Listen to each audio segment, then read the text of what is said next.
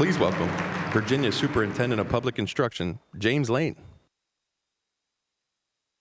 Education includes collaboration. When we're working together, we're better at communication. Every teacher we have, planning together, teaching together, it makes us better. Remember, we're preparing for a job, not a test. Thanks for teaching us in the ways that we learn best. Let's mix English and math and science and history. That's the way that learning was meant to be. Adding technology, throwing the arts, put them together. Why should we learn them apart? It would be awesome if we solve real world problems that way. When we're older, we can solve them because we want. So that's from a student named Justin in the western side of Virginia. And when we started our work to promote deeper learning in the state, we asked school divisions to send us examples of what they're working on. And Justin and his teacher, Cole, sent me that video. And so I appreciate you giving me a few extra seconds there, because I promised them I was going to play that as my walk-up music every time I came on the stage. And at the end, I'll play more of it for you. And his song starts with, "Worksheet, worksheet, not another worksheet." Then he goes on to say, "Why don't you teach us how we learn best?" Right? And that is what is at the heart of Virginia's for Learners. Now, you've probably heard at some point of our Tourism Corporation slogan, "Virginia is for lovers." And that was intended to encourage folks to come visit our beautiful beaches and mountains and the history of Virginia. But Virginia's for Learners is the Commonwealth's commitment to public education and a belief that our job is to tell the story of the great things going on in our public schools, so that those people that come to visit Virginia will stay and bring their businesses with them, because we are, based on CNBC, the #1 state for business. And inside the rankings for the #1 state for business, CNBC rated Virginia as #1 in 2 subcategories: education and the workforce. And so Virginia's for Learners is about making sure that we stay #1, but it's also about a commitment to making sure we're lifting up the students that need us the most, because that is how we're going to continue to move forward as a state. Now, when we started the major education reforms that we have done in Virginia over the last couple of years, it actually started before I arrived in 2018 with the adoption of new standards of accreditation, a new way of holding our schools accountable that looks at more measures. When we started that work, we realized our superintendents, our principals, our teachers knew what we were trying to do, but our parents, our business leaders had no idea. So we created Virginia's for Learners originally as a campaign to talk about all the amazing things going on in our schools. And so Virginia's for Learners is built on 3 pillars. The first is training our K-12 students to go deeper. And that is really what we're talking about here today. We created a profile of a Virginia graduate. You can find that online. And we focused on 5 critical skills. I'm going to talk about these in more detail in a moment.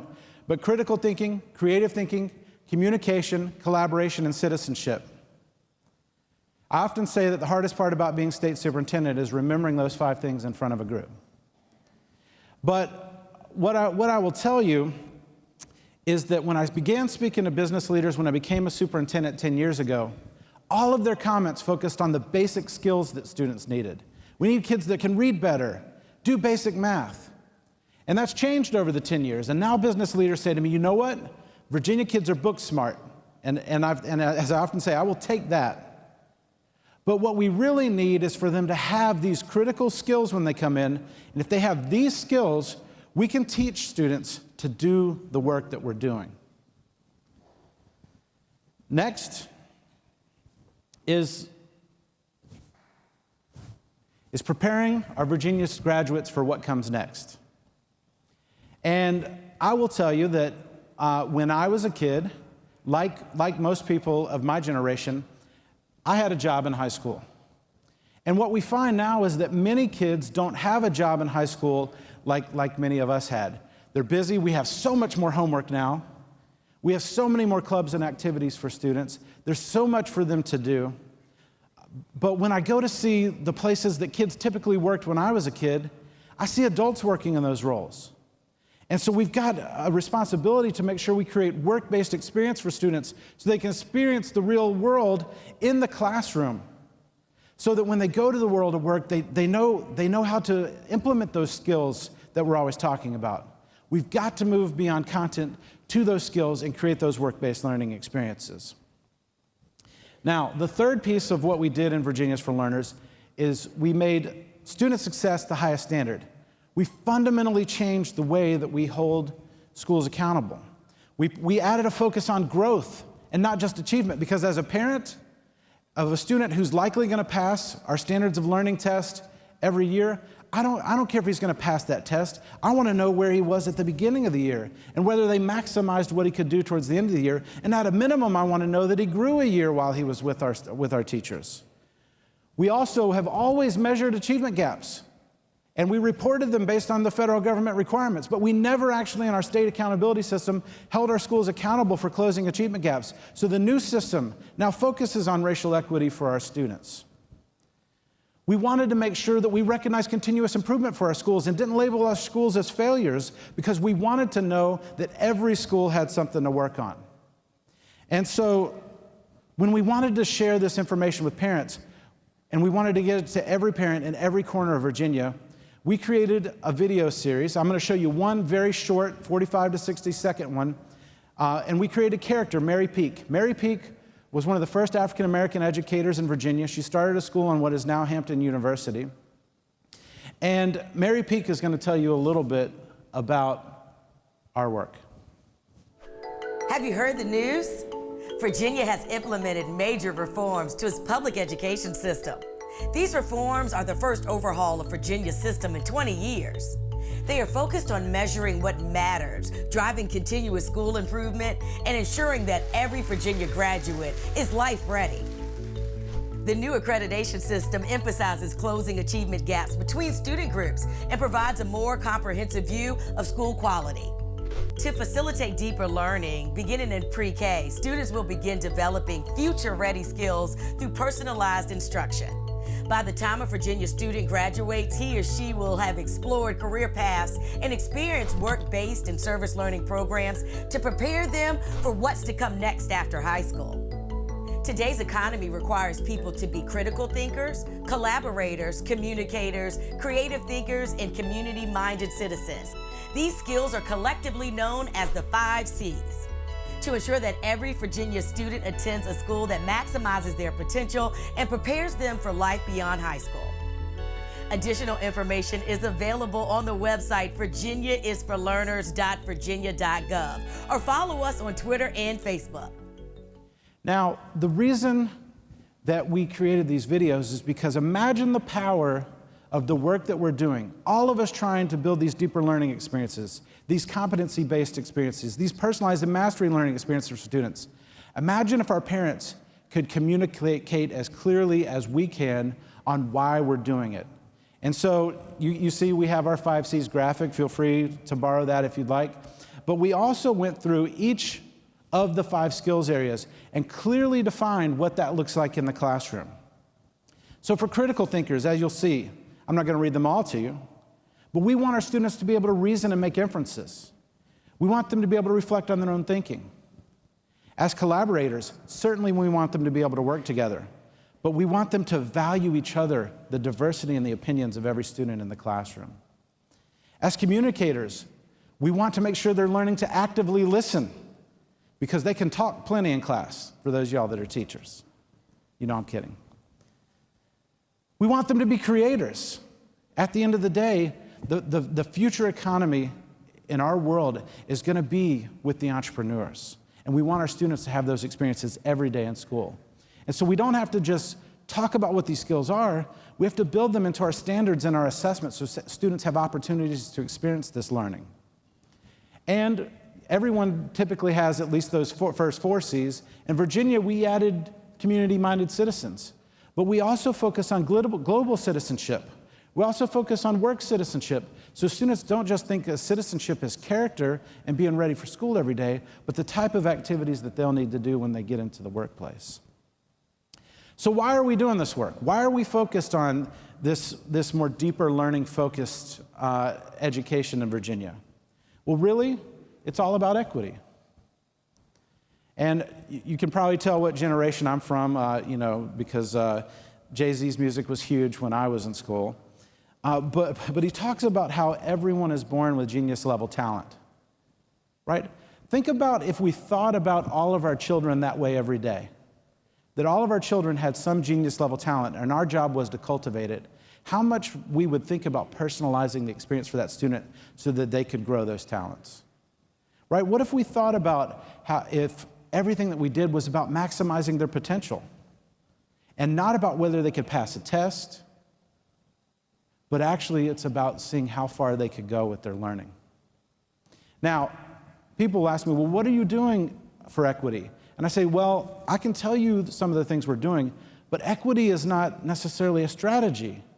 It's a lens that we put on everything we do, from our hiring to our policies, to our finances, to our resources, to make sure that we're lifting every child up. Because, and I don't know what your state looks like, but I guarantee if you created a map of your state, it would look like this. And just for quickly analyzing it, blue is good and red is bad. So for all of our students, we're doing pretty well as a state. Our Asian students are doing well. Our Caucasian students are doing well. But we have some significant achievement gaps. And you don't see that until you really look inside it. And then you look at where, and you look at it county by county. But the most shocking piece is, for our students with disabilities, or English language learners, if we don't include growth, none of our school communities are having the impact with those students that we want. So that's why we have to focus on deeper learning, because the way that we've taught them with rote memorization doesn't work for all students. We have to make sure we're really engaging them, really getting them excited about learning if we're actually going to maximize their potential and have them ready for state assessments. So how are we going to build this culture in Virginia? Well, first, leadership matters, right? You have to set a vision no matter where you are, whether you're a teacher in the classroom, a parent, or an advocate in this room, or the superintendent of your state. You have to set a vision that every child matters and that we're going to create learning experiences that makes them excited to come to school every day.